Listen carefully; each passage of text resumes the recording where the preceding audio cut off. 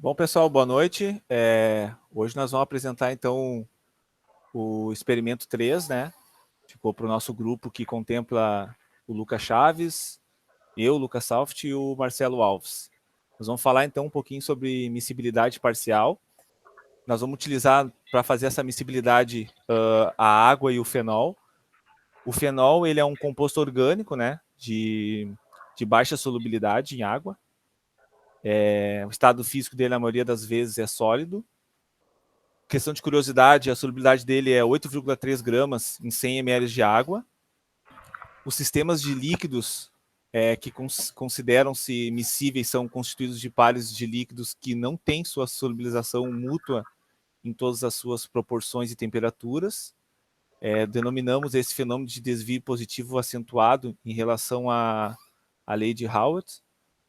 Quando encontra-se um desvio muito acentuado em relação a essa lei, temos um sistema que apresenta a miscibilidade parcial, que é o caso da nossa prática, que nem eu citei ali, né, nós vamos utilizar o fenol e a água, e em determinadas temperaturas, essa mistura ela vai ser mais homogênea, em outras temperaturas ela vai ser bifásica, né, vai ser mais turva, e isso experimentalmente nós vamos colocar em prática, e agora eu vou citar alguns materiais que foram utilizados para essa prática, então.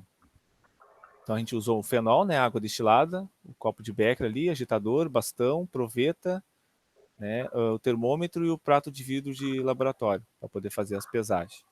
Né? Então a metodologia, né, inicialmente preparou-se uma mistura de 10,04 gramas de fenol e foi adicionado 6 ml de água destilada em um copo de Becker para que tornasse o mais homogêneo possível. Né? Colocou-se a mistura em um agitador magnético. Após esse passo inicial, aqueceu-se o sistema em banho termostático, tendo agitação constante e sendo a temperatura anotada sempre que a solução se tornava monofásica, ou seja, sem a turvação. Né? Posteriormente, retirou-se do sistema de aquecimento e deixou-se esfriar a temperatura ambiente, sempre sob agitação, e tendo a temperatura anotada sempre que o sistema se tornava bifásico, ou seja, quando ficava turvo. Né? Repetiu-se a determinação da temperatura na parte do aquecimento e do resfriamento novamente para que se observasse, para que se obtivesse um valor médio.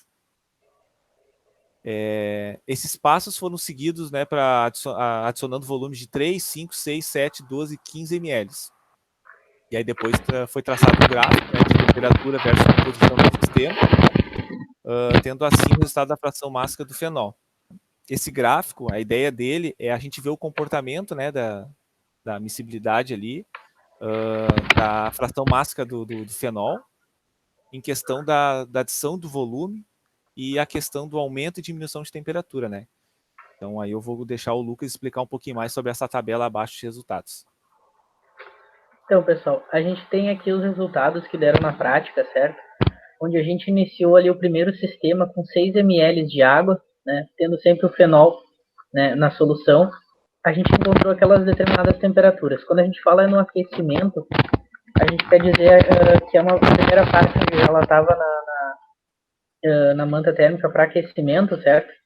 Onde ela tinha que se tornar totalmente transparente. Então, assim, é onde a gente encontrou essas temperaturas, tanto a inicial, que era 21 graus, quando a gente colocou a primeira vez a solução, e retirou ela, quando ela estava totalmente transparente, a 46 graus. E a temperatura de resfriamento é onde a gente tirava dessa parte do aquecimento, onde ela se tornava turva, novamente. Por quê? Na parte do aquecimento ela está transparente, na parte do resfriamento ela já volta com a turvidão dela natural. E aqui na tabela a gente pode ver cada uma das adições de água. 3 ml, 5 ml, 6 ml, até a última que foi 30 ml. O que a gente pode perceber nessa tabela? Entre o sistema 5, 6, 7, 8, nós temos uma diminuição bem alta da fração mássica de fenol, tá? Certo? Foi feito um cálculo para isso, utilizando o volume de água, certo? Inicial. A gente percebe também a temperatura também vai caindo. Pode ver que no começo a gente tem uma temperatura de 52, 53 graus. Ela tem um pico entre o sistema 3 e 4. Ela inicia num valor de 46, mais ou menos.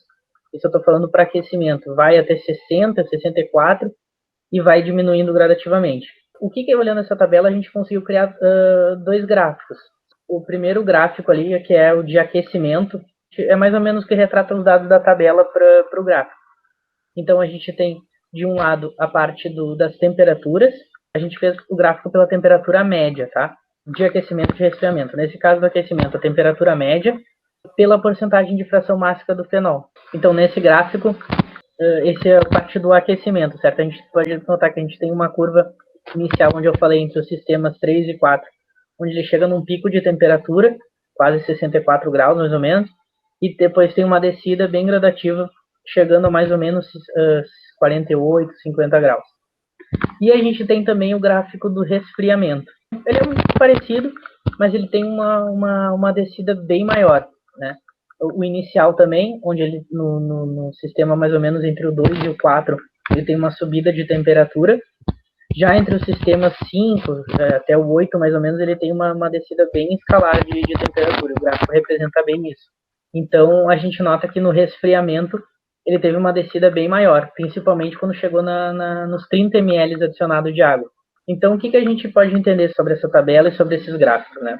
A gente percebe que quanto aumentamos gradativamente o volume de água na solução, quando a gente fala isso, foi desde os 6 ml iniciais que a gente colocou, até os 30 finais, foram colocados num total de 84 ml de água na solução, certo? Então, quanto mais a gente aumenta o volume de água, a solubilidade do sistema também aumenta.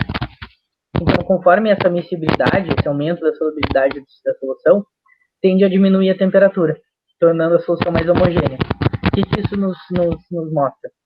Precisava de menos temperatura para chegar num nível mais transparente, ou seja, para ser mais solúvel. É importante esse dado, porque a gente sabe que quanto mais água a gente coloca, menos temperatura a gente precisa, certo? Nessa situação. A gente pode até ver nessa discussão que entre os sistemas 5 e 8, a gente teve aquela diminuição de temperatura de quase 13 graus Celsius. Então, é bem significativa, né? Então, a gente pode dizer que a metodologia que foi aplicada no experimento foi eficaz, principalmente quando observamos a área de miscibilidade e identificação de frações máximas por meio deste método. Então, com os resultados obtidos, fica como suposição para os próximos experimentos controle de alguns conceitos de outras importâncias no laboratório, como miscibilidade de ácidos e bases. Como a gente trabalha bastante com ácido e base, principalmente quando a gente faz coisas com titulação e tal, a gente seria bem interessante a gente fazer também. Uma última conclusão é que a quantidade de água colocada no recipiente, já preparado com uma quantidade específica de fenol, tem extrema influência na temperatura inicial e final da solução. O que isso quer dizer? Quando a gente colocou aqueles 6 ml iniciais com uma quantidade de gramas de fenol, acho que, se não me engano, 6 gramas de fenol, a gente demorou, todo mundo que fez a prática até viu o quão demorado foi para fazer a primeira miscibilidade, a primeira solubilidade total. Demorou bastante tempo e precisou de bastante temperatura, né? Conforme a gente ia colocando água, esse tempo diminuía e as temperaturas também diminuíram. Teve um pico entre a segunda e a terceira, mas depois diminuiu. Então, a solubilidade foi aumentando em certo momento. E aí, só umas referências que a gente pegou também para fazer o nosso relatório. E é isso aí, pessoal. Seria isso aí, na indústria isso é bem importante, né? Porque às vezes tu não consegue trabalhar com o produto em algumas temperaturas, então tu consegue mexer com a quantidade de água, ou vice-versa, às vezes com o aumento da temperatura tu consegue melhorar teu processo. E geralmente começa com prática de laboratório, um experimento que nem nós fizemos, né? Então é bem importante. E eu acho que é isso aí, gente. Uma boa noite aí, obrigado pela atenção. Boa noite.